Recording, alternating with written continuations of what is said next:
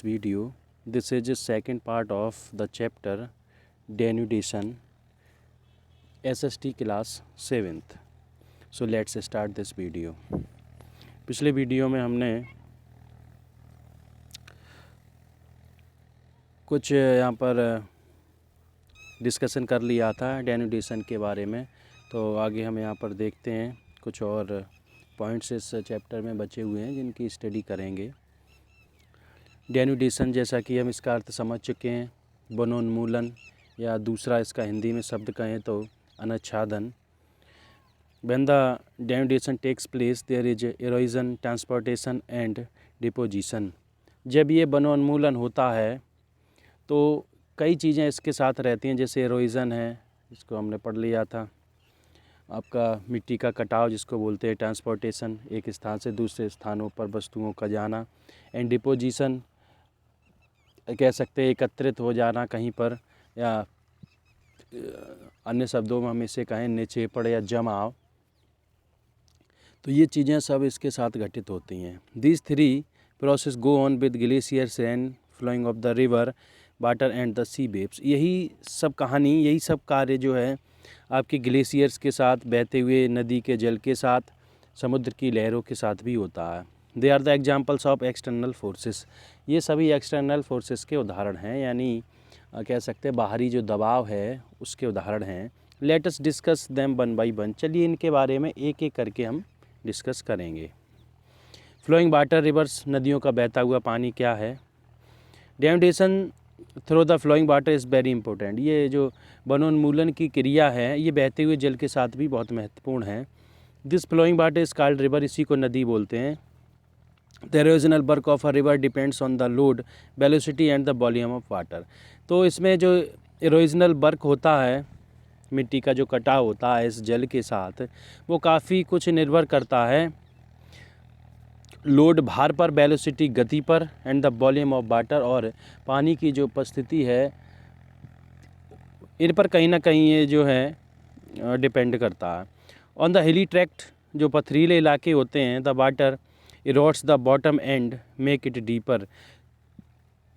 तो जो हिली ट्रैक्ट होते हैं या पथरीले जो कह सकते हैं इलाके होते हैं, वहाँ पर क्या होता है, जो पानी है वो काट देता है, रूट्स का मतलब है काटना, द बॉटम तल को, एंड मेक्स इट डीपर, इसको और गहरा बना देता है। यानी कि कहने का मतलब ये है कहीं से नदी कोई निकल रही है और उस स्थान पर नीचे वो पानी क्या है उसका बैठता चला जाएगा, और जहाँ से पानी गुजरेगा वहाँ पर बड़े बड़े गड्ढे हो जाते हैं, यानी गहराई बहुत हो जाती है।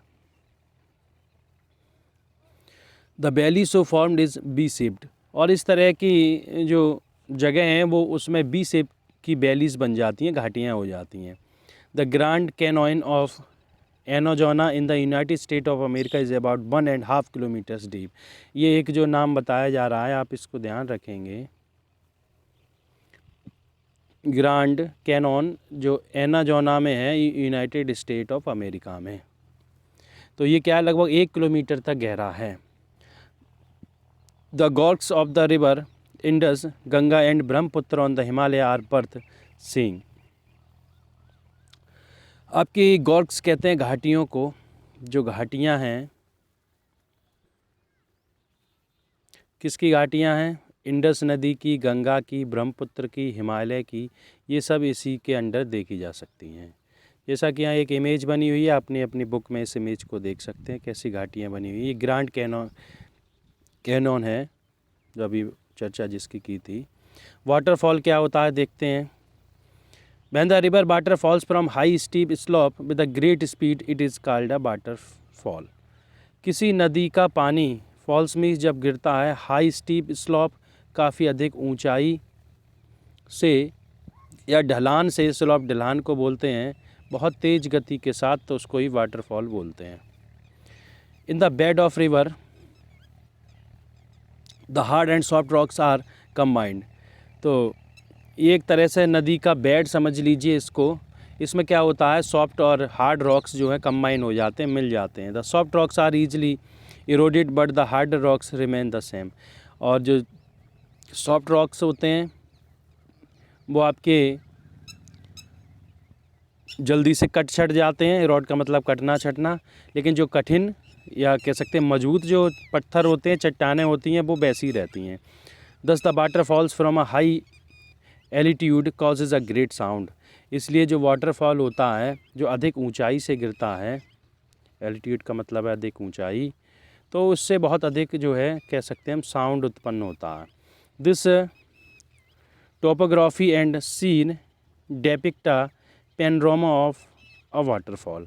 तो ये जो टोपोग्राफी है, टोपोग्राफी आप कहें तो भौगोलिक जो स्थिति है और परिदृश्य है, सीन डेपिक्ट का मतलब है दर्शाना, परिदृश्य दर्शाया जाता है। अ पेनोरमा ऑफ अ वाटरफॉल, तो वो क्या होता है, एक तरह से एक दृश्य बन जाता है, परिदृश्य बन जाता है किसका, वाटरफॉल का। Name any two waterfall you may have seen और हियर्ड अबाउट। आप दो नाम बताएंगे वाटरफॉल के जो आपने सुने या देखे हैं। When the river leaves the mountains and flows in the plains its speed become slow, the work of river is both denudation and deposition. होता क्या है, जब नदी किसी पर्वत को छोड़ती है और वहाँ से गिरती है मैदानों में तेज़ गति के साथ, लेकिन इसकी स्पीड जो है वो कम हो जाती है। The work of the river is both denudation and deposition. लेकिन नदी का काम दोनों ही होते हैं, वनोन्मूलन का भी होता है और डिपोजिशन का भी होता है। The river valley assumes the shape of V. तो जो नदी की जो वैलीज हैं, नदी के द्वारा जो घाटी बन जाती हैं, दर्रे गड्ढे बन जाते हैं, वो बी शेप ले लेते हैं। The meanders are formed and the oxbow lakes are visible. यहाँ पर जो है ये जो नदियाँ हैं जो घूमती हैं, यहाँ से आकार लेती हैं, ऑक्सबो का रूप ले लेती हैं, ऑक्सबो टाइप लेक्स बन जाती हैं, विजिबल होती हैं, इनको देखा जा सकता है। The best example of oxbow lakes is Chilka in Orissa. तो ऑक्सबो लेक का उदाहरण क्या है, चिल्का, उड़ीसा। चिल्का जो है लेक है उड़ीसा में पड़ता है ये। In the lower stage the river flows considerably slow. लेकिन इन द लोअर स्टेज, अपनी जो निचली स्टेज पर जब होती है ये रिवर, तो लगातार धीरे धीरे ये बहती है। The gradient is almost flat, और इसका जो रूप है, इसका जो आकार है वो फ्लैट होता है। The river flows sluggishly due to the heavy load. तो ये जो नदी है आपकी वो धीरे धीरे, स्लगजली का मतलब है धीरे धीरे या ग्रेजुअली आगे बढ़ती है अत्यधिक भार के कारण। The main work of the river is deposition. लेकिन इसका मुख्य काम क्या होता है, जमाव करना। इसमें आने वाली, इसके मार्ग में जो भी चीज़ें हैं उनको जमाव करती है। The river is now reaching near the sea in order to drop its water. इसलिए ये नदी धीरे धीरे क्या है, समुद्र के पास पहुंच जाती है उसमें गिरने के लिए। The river has less energy to cut the land and can no longer carry the load और सेडिमेंट। तो समुद्र तक पहुंचते पहुंचते इसकी स्पीड कम हो जाती है, इसकी एनर्जी ख़त्म हो जाती है, जिसकी वजह से ये कह सकते हैं मिट्टी को और अन्य चीज़ों को नहीं काट पाती है। सेडिमेंट आपके कहते हैं अवसाद जो होता है, इन चीज़ों को इकट्ठा नहीं कर पाती, इसकी शक्ति कम हो जाती है। तो ये वाटरफॉल यहाँ पर दिखाया गया है, इस इमेज में आप देख सकते हो। काफ़ी ऊंचाई है ये, यहाँ से जो है वाटर नीचे की ओर आ रहा है, ये वाटरफॉल कहलाएगा। The mouth of the river appears like a shape of triangle and the main stream is divided into many branches. तो इसका जो माउथ कैसा हो जाता है रिवर का, ट्रायंगल हो जाता है, और इसमें कई और दूसरी ब्रांचेस, इसकी शाखाएं धाराओं की बन जाती है। दिस इज़ डेल्टा, ये डेल्टा कहलाता है। It is a Greek word, Greek word है। Only those rivers make delta which are not tempered by the tides. ऐसी नदियाँ ही केवल डेल्टा बनाती हैं जो टेम्पर्ड नहीं होती हैं अपने टाइड्स से। टाइड्स का मतलब होता है लहर में, और टेम्पर उनका मिजाज, इनमें जो है अत्यधिक बहुत ज़्यादा लहरें उत्पन्न नहीं होती हैं। जैसे गंगा है, गोदावरी है, कृष्णा है, कावेरी है, ये डेल्टास को बनाती हैं। Underground water, when rain falls water many collect in lakes and ponds or flow on the slope of the land to form streams and rivers. Some of this water seeps underground and accumulates as underground water. देखिए underground water क्या होता है, जब जैसे बरसात होती है तो जो पानी है वो झीलों के माध्यम से, तालाब के माध्यम से इकट्ठा हो जाता है। Flow down on the slope और ये ढलान से जो है फ्लो डाउन होता रहता है लैंड पर फ्रॉम स्ट्रीम एंड रिवर्स। कुछ नदियाँ और उनकी धाराओं से भी ऐसा कार्य रहता है, वहाँ से भी पानी इकट्ठा होता है। Some of this water seeps underground and accumulates ground water. तो इस तरह का पानी जो इकट्ठा हो जाता है, कहीं एक जगह जम जाता है, तो उसी को हम अंडरग्राउंड वाटर बोलते हैं। This water in the cracks and pores of rocks below the surface called the underground water. तो जो दर्रे होते हैं या गड्ढे होते हैं उसमें ये भर जाता है, इसमें उड़ल जाता है, ठीक है। तो इसी को हम अंडरग्राउंड वाटर बोलते हैं। The seepage of water underground depends on the nature of rocks.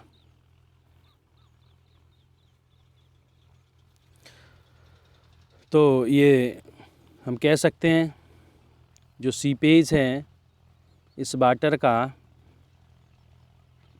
Seepage का मतलब होता है रसना, पानी का रसना जो है वो कहीं ना कहीं उसके रॉक्स नेचर पर आधारित होता है। Only pervious rocks allow the water to seep. जो पिछले रॉक्स होते हैं, जो कह सकते हैं चट्टानें होती हैं, वही वहाँ से पानी रसता है। Such rocks are sandstone and limestone type की होती हैं ये। Rocks that do not allow the water to seep through are known is as impervious rocks. ऐसी रॉक्स, ऐसे पत्थर, ऐसी चट्टानें जो पानी को रसने नहीं देती हैं, उनको हम इम्प्रीवियस रॉक्स बोलते हैं। They are shale and clay. ये सेल एंड क्ले होते हैं। क्ले का मतलब होता है कीचड़ और सेल मीन्स एक तरह की चट्टान। A limestone region when the rain water percolates its dissolve the previous rocks and form caverns. और जो लेमस्टोन रीजन्स होते हैं जहाँ पर आप कह सकते हैं जो बरसात का पानी होता है वो जम जाता है। प्रिकुलेट्स का मतलब है जमना वहाँ पर। It dissolves the previous rocks. तो ये प्रीवियस रॉक्स को डिसॉल्व करता है एंड फॉर्म, इसकी फॉर्म जो बन जाती है उसको कैवर्न्स बोलते हैं। आफ्टर सम टाइम्स, कुछ समय बाद, peculiar types of pillars are formed. एक विशेष प्रकार के पिलर्स बन जाते हैं, खम्बे बन जाते हैं इन द कैवर्न्स में। Some have their base southward and tapering towards northward and vice versa. तो ये क्या होते हैं, हम कह सकते हैं इनका जो दिशाएं इनकी होती हैं, कुछ साउथवर्ड होते हैं निकले हुए, कुछ नॉर्थवर्ड होते हैं। This sort of topography is known as stalactite and stalagmite, इनको बोला जाता है। ये तो ये भू क्षेत्र जो है इनके ये नाम बताए गए हैं। और जो कैवर्न्स होता है उसको हम बड़ी गुफा भी बोल सकते हैं। तो नीचे चित्र बताया गया है, आप इसको देख सकते हैं वीडियो को पॉज करके। ग्लेशियर्स क्या होते हैं देखते हैं। Like other agents of erosion, the glaciers also play a dominant role in the denudation work. तो डेनुडेशन वर्क में ये भी कहीं ना कहीं एक मुख्य भूमिका निभाते हैं, एक प्रभावशाली भूमिका निभाते हैं ग्लेशियर्स भी। The glaciers are slow moving icy rivers. ये क्या होते हैं, एक बड़ी बड़ी बर्फ़ से भरी हुई नदियाँ होती हैं। They crawl along with huge icy rocks with a very slow pace which में समटाइम्स भी ओनली फ्यू मीटर्स। ये होते क्या, रेंगते रहते हैं। इनमें जो है बड़ी बड़ी बर्फ़ की चट्टानें होती हैं जो एक साथ रेंगती रहती हैं बहुत स्लो स्पीड में, और कभी कभी ये कई मीटर्स तक पहुंच जाती हैं दिन में। Glaciers cause load land and rocks erosion as well as deposition. ये भी जो है मैदानी इलाकों में कहीं ना कहीं इरोजन और डिपोजिशन का काम करते हैं। Glaciers form valley like running reverse in a lower course. ये ग्लेशियर्स क्या होते हैं, एक तरह की इनसे भी घाटियाँ बन जाती हैं और नदियों की तरह बहते रहते हैं। A hard and heavy mass of icy rocks goes on grinding the bottom of the valley in gradual manner. तो बड़ी बड़ी जो बर्फ़ की चट्टानें हैं वो कहीं ना कहीं घिसती रहती हैं, ग्राइंड का मतलब पीसती रहती हैं उस बॉटम को, उस घाटी की ग्रेजुअल मैनर से, यानी धीरे धीरे, gradually. Thus it becomes converted in the flat bottom with erected side walls. तो इसमें क्या होते हैं, धीरे धीरे जो है ये कन्वर्ट हो जाती हैं फ्लैट बॉटम में और साइड वॉल्स बन जाती हैं। They are called U shaped valleys. तो वहाँ से यू शेप्ड वैली का निर्माण होता है। Due to their unique shapes, इनके अनुपम आकार के कारण, when the tributaries falls into the main icy rivers, the valleys of the tributaries appears to be hanging. That is why these valleys are called hanging valleys.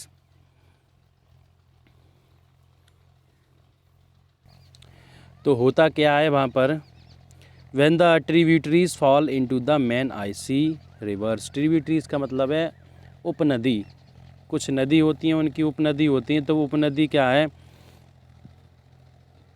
गिर जाती हैं इस मुख्य नदी में। The valley of the tributaries appear to be hanging, और इनकी valleys जो है उनमें अटकी हुई दिखाई देती हैं। That is why these valleys are called hanging valleys, इसीलिए इनको हैंगिंग वैलीज भी बोलते हैं। On top portion of the glacier there is ball shaped semi circles, जो ग्लेशियर्स होते हैं उनके ऊपरी भाग पर जो है बॉल शेप्ड सेमी सर्कल्स होते हैं। That is none as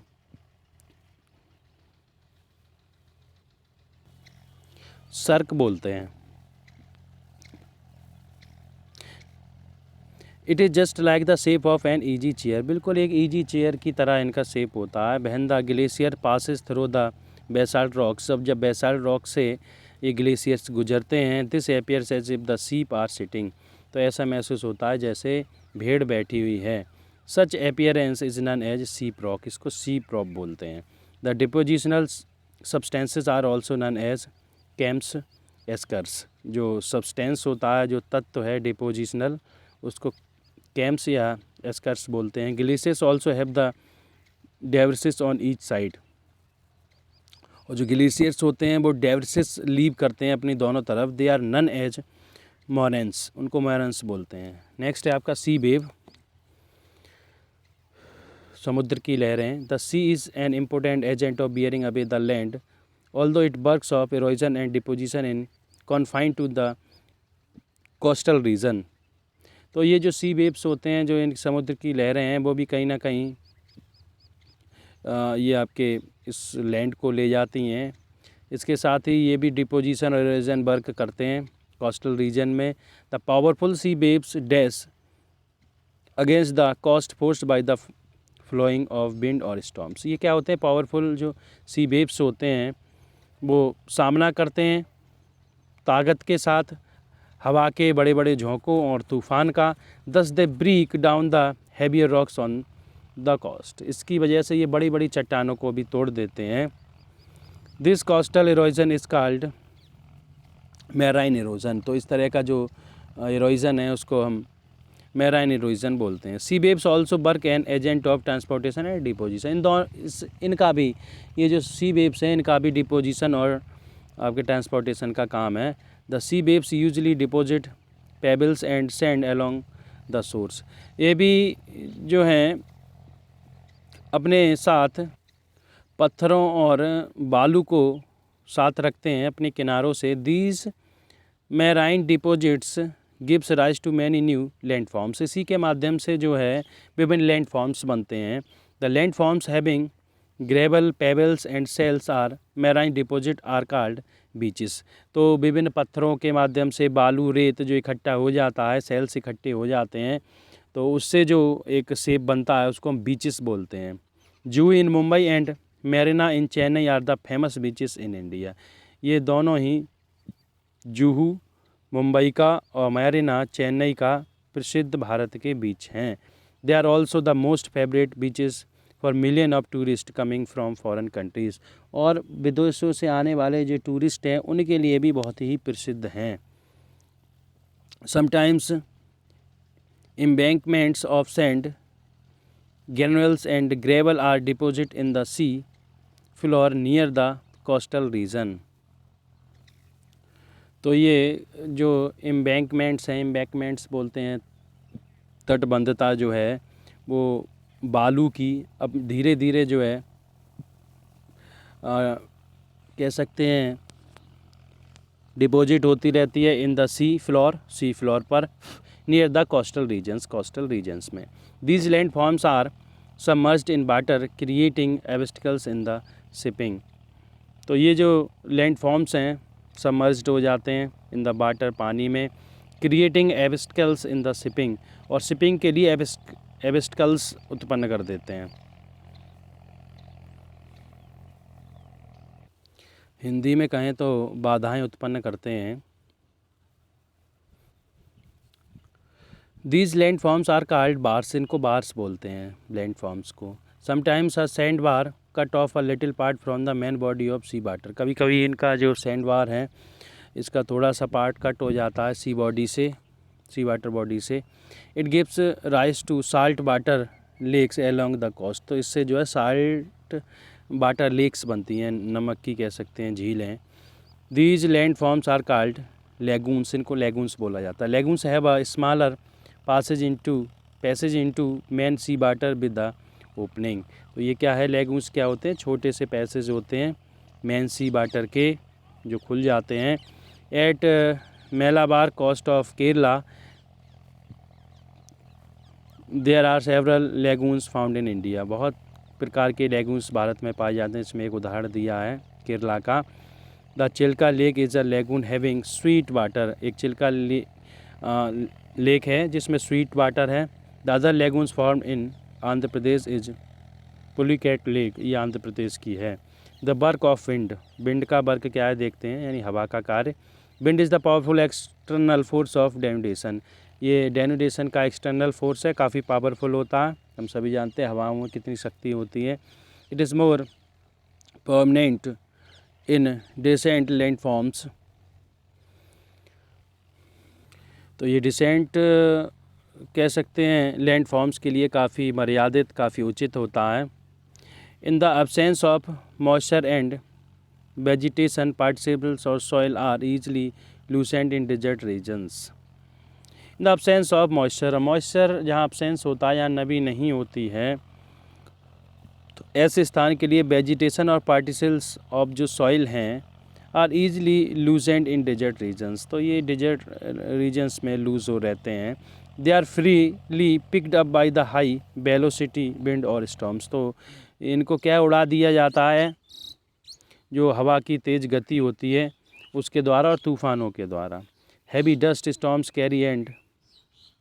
carry sand and gravel along with fine dust particles, होता क्या है जब बहुत तेज़ हवा आती है, तूफ़ान आता है, तो उसके साथ बालू और विभिन्न प्रकार की और दूसरी वस्तुएं भी उनके साथ उड़ाई जाती हैं, ले जाई जाती हैं। The wind work accumulates tons of dust from one place to another in a speedy manner, तेज़ हवाएं क्या होती हैं अपने साथ उनके सामने आने वाली जितनी भी चीज़ें होती हैं, चाहे वो कोई कह सकते हैं सैंड हो या कोई वस्तु हो, उसको बड़ी तेज़ गति से वो अपने साथ ले जाती हैं। It result into formation of typical land forms in desert called sand dunes और मॉन्ट्स, तो इससे होता क्या है जब इस तरह की हवाएं चलती हैं अपने साथ बहुत सी चीज़ें ले जाती हैं, रेत को ले जाती हैं, तो इससे लैंड फॉर्म्स सैंड डन्स बन जाते हैं, मॉन्ट्स बन जाते हैं, यानी रेत के बड़े बड़े टीले बन जाते हैं। They are elevated like hill having crest summit, और ये ऐसे दिखाई देते हैं जैसे कि कोई पहाड़ की चोटी या शिखर हो। They are mobile in nature because wind act continuously in their replacement in the wind directions, तो इसमें होता क्या, जैसे जैसे हवा चलती रहती है तो हवा इनके डायरेक्शन को भी चेंज कर देती है, इनके डायरेक्शंस भी जो है रिप्लेस होते रहते हैं, चेंज होते रहते हैं। These dunes vary in their shape and size according to the nature of wind, तो ऐसे जो टीले हैं रेत के टीले, डंस रेत के टीले को बोलते हैं, सॉरी, तो ये होता क्या है जैसे हवा चलती है, हवा की जो गति है उसके अनुसार इनका आकार और साइज बदलता रहता है। In India Rajasthan has the scenic beautiful of sand dunes, तो राजस्थान में इस तरह के रेत के टीले बहुत पाए जाते हैं। Other fine sculpture of wind work is called loses, तो हवा के द्वारा बनाया जाने वाला जो स्कल्पचर है या कह सकते हैं उनके द्वारा जो आकृतियाँ बनाई जाती हैं उनको लोइस बोलते हैं।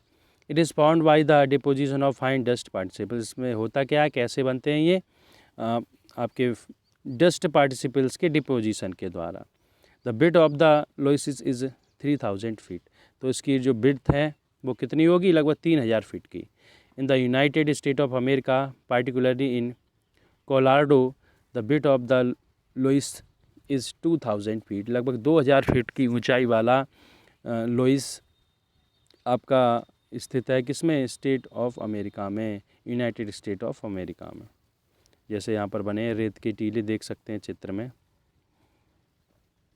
The other shape formed by the wind work are inselberg land pillars and yardangs, ये भी इनकी हवा के द्वारा ही बनाए जाते हैं। मशरूम रॉक्स क्या होते हैं? The particles transported by the wind strike any obstacles in their path, gradually the particles erode the rocks through the action of nabbing, scarring and even polishing and grinding. These wind actions is called abrasion. देखिए होता क्या है, mushroom rocks कैसे बनते हैं? जब हवा के द्वारा जो विभिन्न पार्टिकल्स को ट्रांसपोर्ट किया जाता है, स्ट्राइक किया जाता है, और रास्ते में आने वाली जितनी चीज़ें होती हैं हवा के, उसको हटा दिया जाता है। धीरे धीरे ये पार्टिकल्स क्या होते हैं, रोड होते रहते हैं, कटते छटते रहते हैं।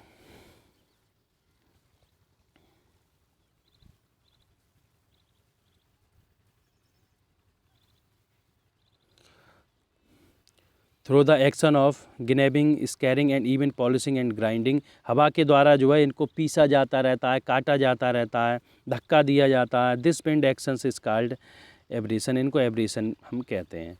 Even hard rocks which come in the way of the winds are gradually worn down in the shape of mushroom and rock pedestals. तो होता क्या है, जब हवा के रास्ते में ये सब आ जाते हैं और हवा के द्वारा जो है इनको शेप दे दिया जाता है, शेप मिल जाता है, बार बार एक दूसरे से वो टकराते रहते हैं,